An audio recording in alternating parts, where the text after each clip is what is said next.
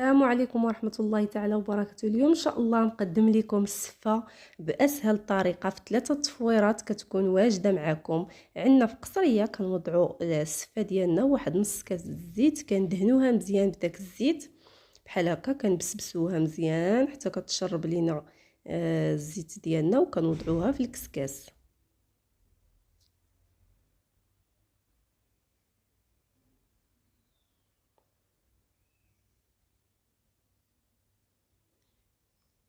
صافي هي هادي كنردها فوق البوطه واحد 10 دقائق، وكنوضعها كذلك عاوتاني في الكسكاس.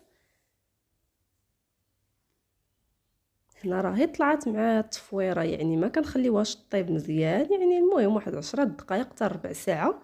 وكنوضع عليها الماء بارد في غراف، كنعمرو بالماء بارد، يعني نملئو جيدا باش غادي يعني الماء يبقى لنا فوق السفه ديالنا، يعني كنغطسوها مزيان في داك الماء بارد كما كتلاحظوا معايا. وانا تنفكها وانا تنغطسها مزيان حتى كيطلع لينا داك الماء، تيولي لنا ابيض، يعني كتطلق النشا ديالها. كنحاول يعني نغطسها في الماء مزيان بحال هكا حتى تيبقى دايز عليها الماء من الفوق. وهنايا خليتها واحد ماكسيموم 5 دقائق، يعني كتشرب داك الماء، وكذلك يعني كتزيد تطلق لينا النشا ديالها.